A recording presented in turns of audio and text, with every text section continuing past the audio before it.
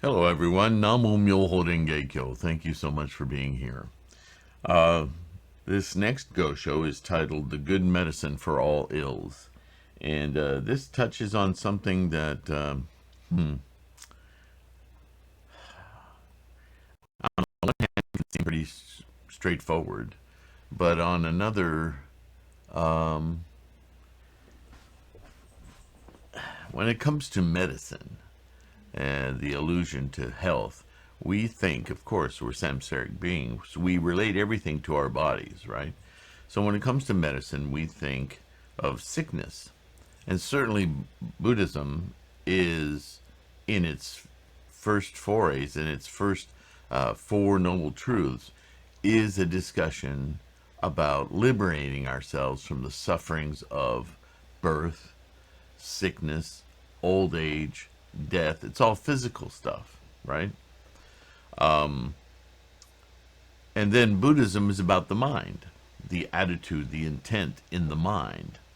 So, how do the two go hand in hand? It's not necessarily obvious at first, but as we grow out of childhood into young adults, we're exposed to a lot of information that plays with this idea. Things like positive reinforcement, goal making, visualizations. If you've ever been in sports, you know that they use this a lot because sports are concerned with the physical condition of the body, but they often use mental attitude to help condition that body to not only improve its physical skill set, but to extend its abilities beyond what you might think is capable of the body, of the individual body. So we already know culturally that the mind body is an inseparable thing and very connected.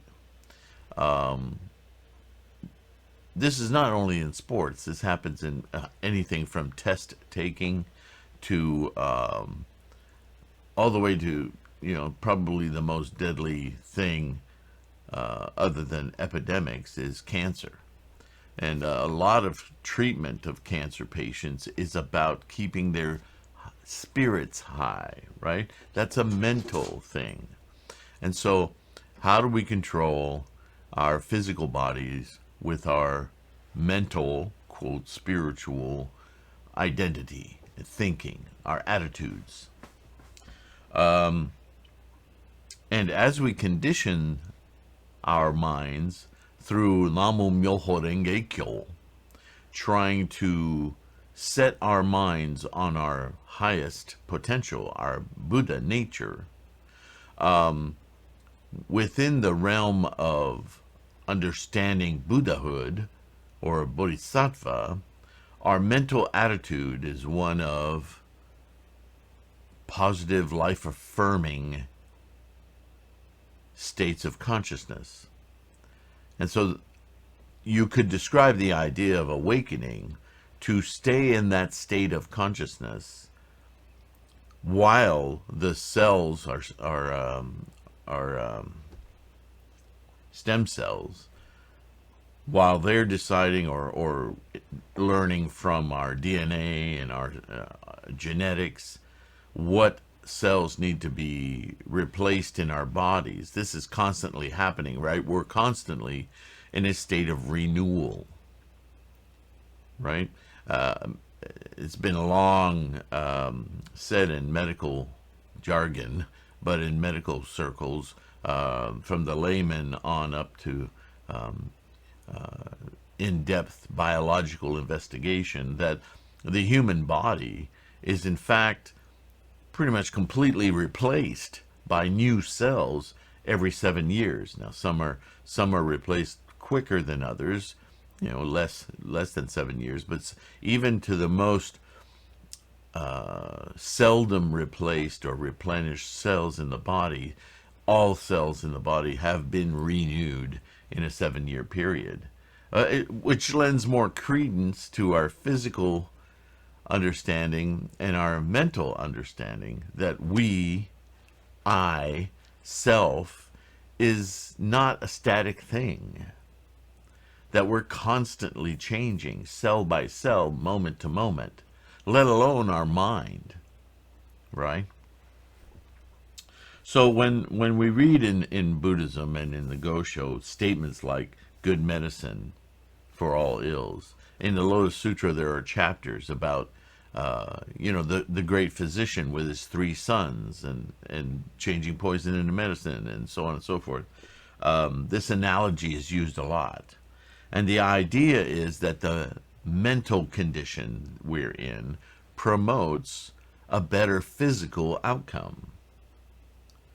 But that doesn't, see, to the uninitiated and the unstudied, or if you're in certain groups, this can be greatly mystified and turned into something magical. Like if you get hit by a car and you have two broken legs, that if you just chant enough, your legs will heal themselves. Well, our bodies are always healing themselves. So it'd be more accurate to say that by chanting, by keeping our life condition as high as possible, A, we will suffer less from our broken legs, and B, our broken legs may heal in a better life state and have less long-lasting effects and problems because we keep our life condition high. But there's no magic here other than it's pretty awesome that your life condition affects your physical reality so much, but that's just human. The thing is that while you're working on your enlightenment, you can invoke the highest life condition of your potential and thereby alleviate your suffering. And that's Buddhism. Whether your suffering comes from pain, from physical injury, or pain from emotional injury, or pain from social stresses, you name it. All of what we experience in samsara is physical ailment. And that is in concert with our mental life condition.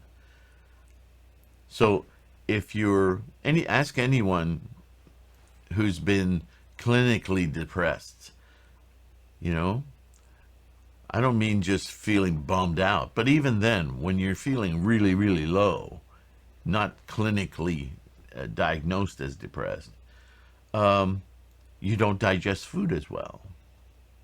You may not even want to eat. Certain systems in your body start to shut down or get lazy. This is evidence, very tangible evidence, of how much our mind influences our bodies. And all of that, both together, are our life condition, right?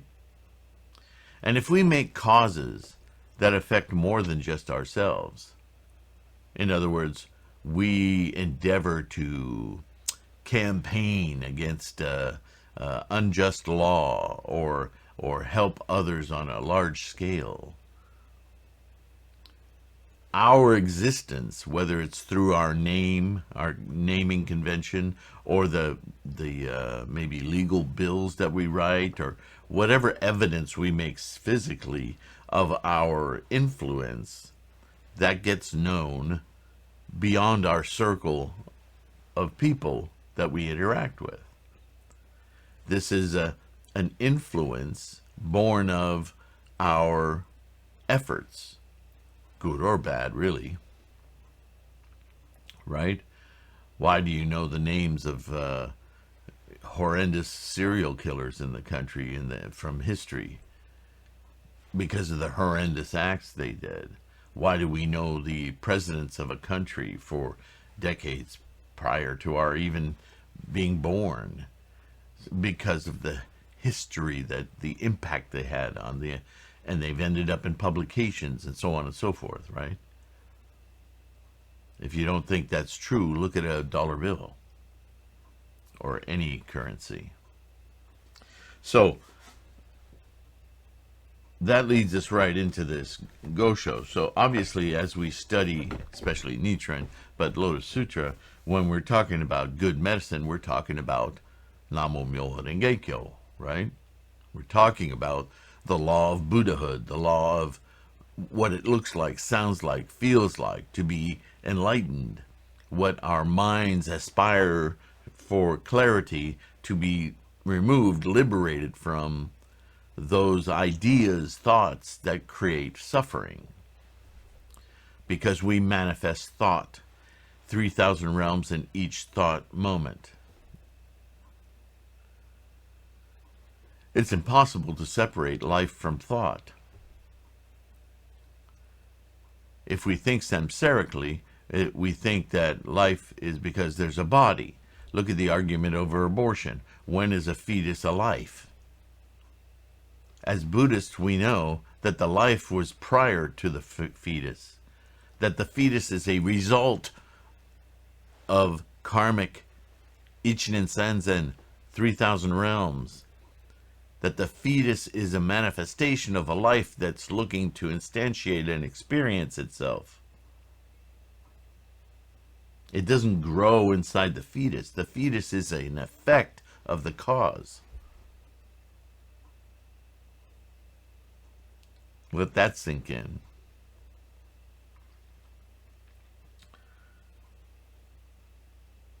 So, medicine for all ills are ills not only bodily, physical ills, but mental ills. And our chanting isn't a magic formula. It simply influences the best possible result. So I'm not trying to dissuade you. If you have a sick friend or relative in the hospital struggling for their lives, please don't take what I'm saying as defeatist, that, well, why bother chanting? It's not going to do anything. Yes, it will. It may not save them from their karmic motion, their inertia, but it will remove suffering. It will greatly increase their potential for overcoming. Whether they do or not isn't the fault of Daimoku, because Buddhism is about life condition, right? It's about liberation from suffering. It's not a magic pill. It's not like a waving wand. What it is, though, is the most effective way to lift our life condition, no matter where it is. So is it effective to chant with people, others, for ourselves, when we're struggling with some sort of illness, mental, physical? Of course it is. It's essential. In fact, it may be a great motivator to reach more deeply into our conviction and our resolve to single-mindedly fuse with Buddha. Right? So, with that in mind, let's start this Gosho. Nichiren writes, he's writing to a nun, Myoshi, that he's written to a few times. Not a whole lot is known about her, except that she's sent offerings to Nichiren many times in the past. And so the first thing he starts out with is, I have received the 2 baskets of leached persimmons and the basket of eggplants that you sent. Concerning the matter of your husband, the lay monk's illness, there were physicians in China named Huang Ti and Pian Chu, and they were physicians in India, and there were physicians in India named Waterholder and Jivaka. They were the treasurers of their age and teachers to the physicians of later times. But the man called the Buddha was a superb physician who far surpassed them. This Buddha expounded the medicine of immortality. I doubt that that translation is accurate. This is the 5 characters of NaMuMyoHoRenGeKyo we have today. Moreover, he specifically taught that these 5 characters are, quote, good medicine for the ills of the people of Jambudvipa, end quote. So that's why it's important to understand what I said before I started this Go-Show. The medicine of NaMuMyoHoRenGeKyo is about releasing our suffering, liberating ourselves from suffering. So first of all, that means that we're living. It's not for some eternal after-death thing. And the word immortality here, I will bet you any amount of money, is a westernization of the thinking of Buddha. It's not correct. What it indicates to me, from my 40 more years of study, is that the highest potential state of our Buddha nature is something that is liberated from the sufferings of birth and death. In other words, our great preoccupation as samsaric beings, we celebrate a birthday every year. Birth, we're obsessed with birth, but we're more obsessed with death. How do I prepare for death? What do I go through when I die? What do I do after I'm dead? What do I do after I'm dead? What a silly statement. How do I handle death? How soon is it coming? We have so much internalized strife and suffering about death, not even discussed daily, but it's in our guts, it's in our physical being to fear death. When a car comes too close as it speeds by, right? When we hear a knock at the door when we don't expect it. All our fears about death immediately instantiate. We're obsessed with it. So if you could awaken your Buddha nature and understand that death is not the end of life, that birth is not the beginning of life, that life is an endless process without time, then the idea of your samsaric expiration doesn't frighten you anymore, because all of life is here in this moment to experience. Period. Death is just a part of the process. When your body dies, your mind dies. It's over. So you should live every moment for the precious realizations that it contains. Live every moment in the knowledge that life is limitless, wonderful, timeless wonder and enjoyment and enlightenment. Instead of spending every moment worrying about the next one or the last one. The last one's gone. The future one is right now. This is the future one. This is the future one. This is the future one.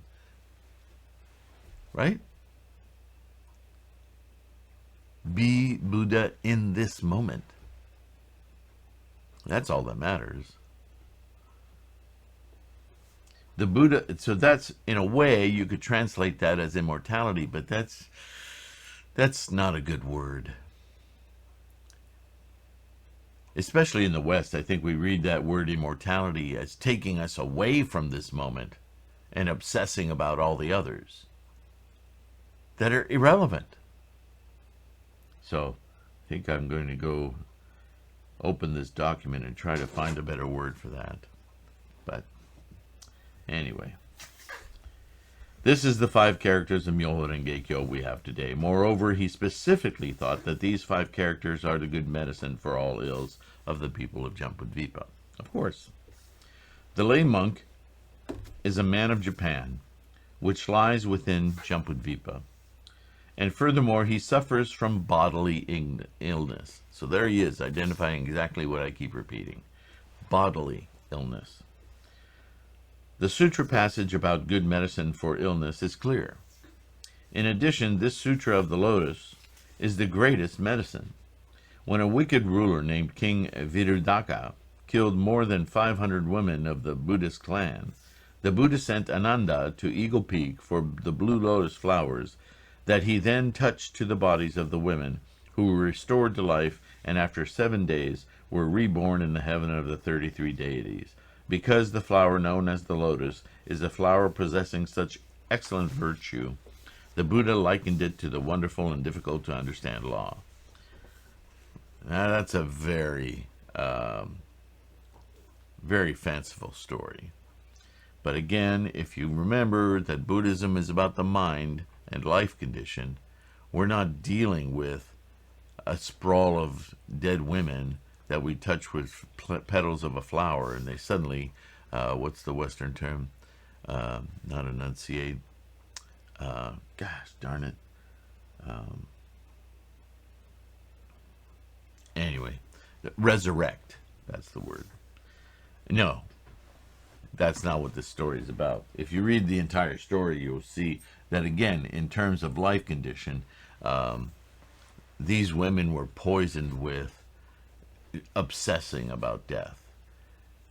And it was the teaching of the lotus flower that brought them back to experiencing the wonder of their life, so that they could enter into repose without fear, without liberated from suffering. That's what that story is about. It's not about resurrection. Also, a person's death is not determined by illness. Now that's interesting. In our own time, the people of Iki and Tsushima, though not suffering from illness, were slaughtered in an instant by the Mongols. That's true. It is not certain that because one is ill, one will die. And could not this illness of your husband's be the Buddha's design? Because the Vimalakirti and the Nirvana Sutras both teach that sick people will surely attain Buddhahood. Illness gives rise to the resolve to attain the way. So, we need to unpack that as well, don't we?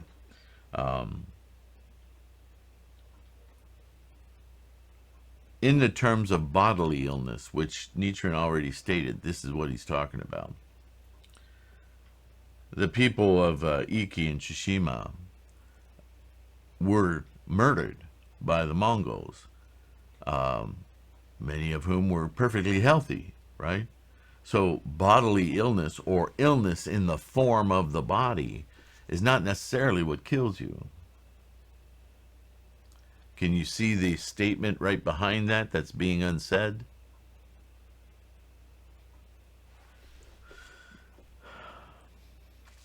I remember many years ago, the Hulus, shoot, I think it was in Darfur. There was a great civil war between two tribes in Africa, and they weren't high technologically rich countries, so their weapon of choice was a machete or machete.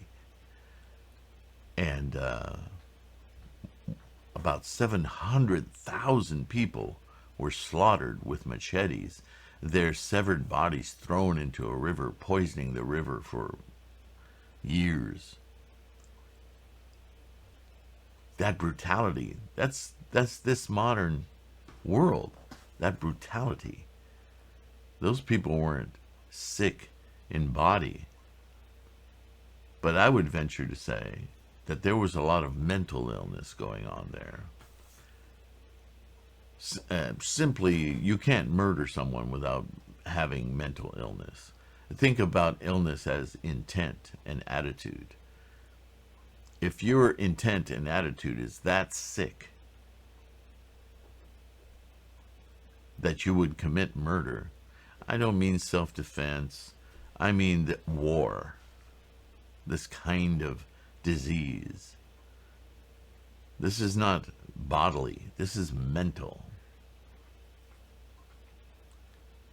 And though it happened in Africa among people with different colored skin, it's our karma. We're living in the time of that happening. It's in our karmic potential. So we have every reason to chant Daimoku about it. Because through our own karmic evolution and changing and cleansing, we balance that account or fight against the balance of that account in a negative way. We infuse the karmic reality of our relatives, friends, in our karmic extension in the world, because it's all the same. It's our environment. It's you and I. That's where you start to realize how huge Buddhist compassion is. It's not just one-to-one. It's species, to our own species, to our existence, our very life process in action. It's very big. It's hard to contain in a single thought, from moment to moment, how massive our practice is. It's awe-inspiring when you get moments of clarity about it. It takes your breath away. And certainly what he's suggesting here, Nichiren, is that if you fall ill physically, or loved ones fall ill physically, the motivation to do something about it spiritually, mentally, is very strong. And what do we know about earthly desires? They are enlightenment, because they increase your resolve, your intense desire for resolution.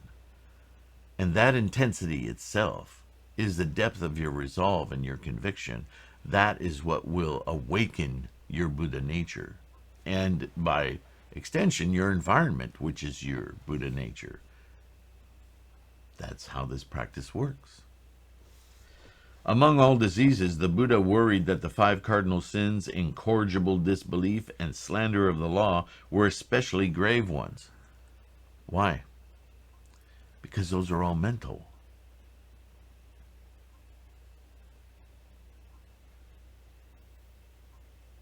Incorrigible disbelief, that's all mental. Your resistance to NaMuMyoHoRenGeKyo, your active telling people about how that's just a bunch of malarkey, that's bullcrap.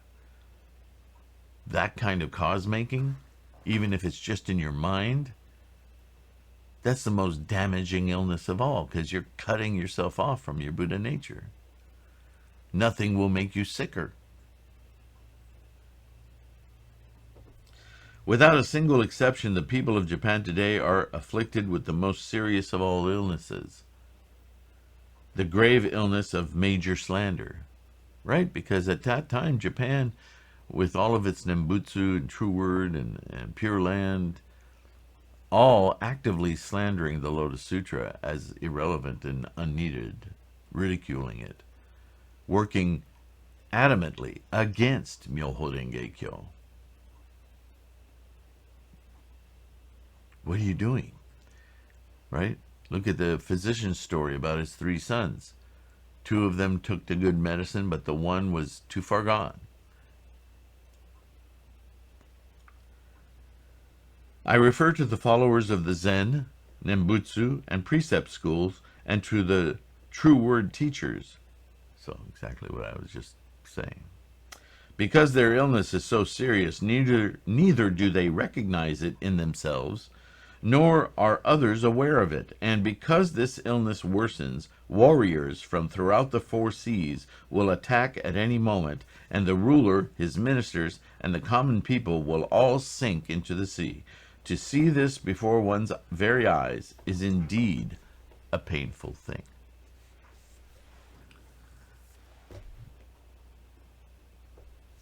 In his present life, the lay monk does not appear to have had particularly resolute mind and conviction in the Lotus Sutra.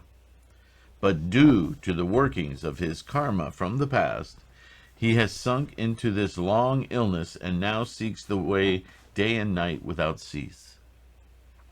Where are we time-wise? Any minor offenses he committed in this lifetime have probably already been eradicated. And the great evil of slander will also be extinguished because he has taken resolute mind and conviction in the Lotus Sutra. If he were to go right now to Eagle Peak, he would be as delighted as if the sun had come out and he were able to see in all 10 directions. He would rejoice, wondering how an early death could be so happy a thing. So what's he talking about here? He's talking to Myoshi about her husband who's ill and succumbed to his illnesses physically. But in his last efforts in life, while dying, he converted to Lotus Sutra, NaMuMyoHoRenGeKyo, began to earnestly chant for his enlightenment. Maybe his motivation was to not die. Doesn't really matter. Whatever creates that earnest wanting to be enlightened means that when he goes right now to Eagle Peak, means that he dies. His body dies. And so mentally, he goes to his Buddhahood. He would rejoice, wondering how an early death would be so happy a thing. No matter what may happen on the road between this life and the next, he should declare himself to be a disciple of Nichiren. Although Japan is a tiny country, if one but announces that one is a vassal of the Lord of Sagami, people will unaccountably fear one. I am the most unreasonable monk in Japan. But with regard to believing in the Lotus Sutra, I am the foremost sage in Jambudvipa. My name resounds throughout the pure lands of the 10 directions, and heaven and earth no doubt about it. No doubt know it. If your husband declares that he is Nichiren's disciple, I do not think that evil demons of any kind can claim ignorance of my name. I have no words to express my thanks for your frequent, sincere offerings. And I think this is a postscript. With my deep respect, monkeys rely on trees, fish rely on water, and women rely on men.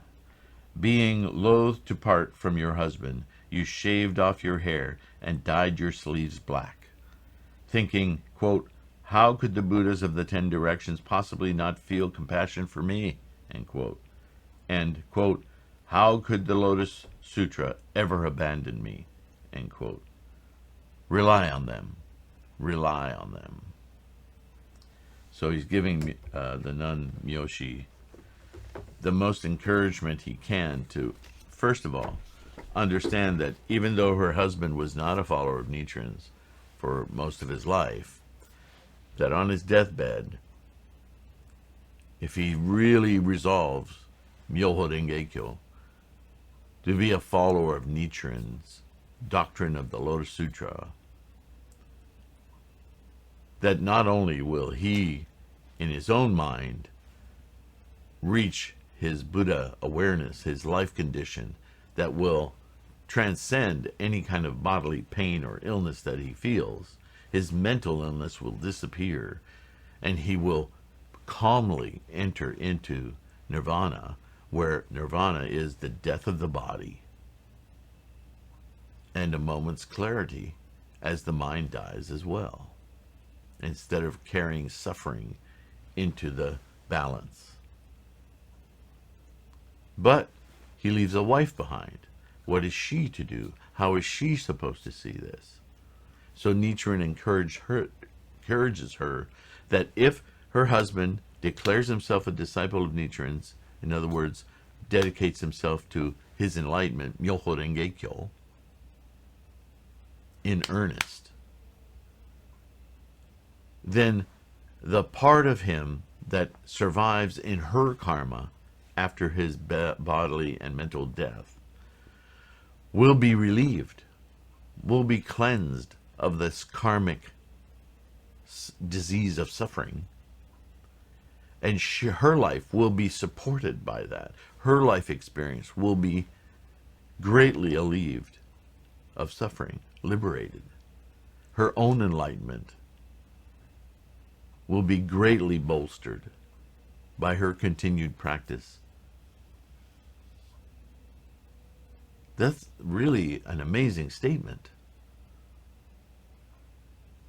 and truly an encouragement to a woman who's losing her husband, right? So that's the great medicine, or the good medicine, for all ills. It's one of the areas of Buddhism that can easily get mystical and magical, but that's not. Remember, Buddhism is very, very pragmatic. So whenever you feel yourself thinking little twinkling stars about something you read in Buddhism, could bring it back down to earth and see how it actually functions in samsaric life. Because that's what Buddhism's about. Living this life fully, well, awake.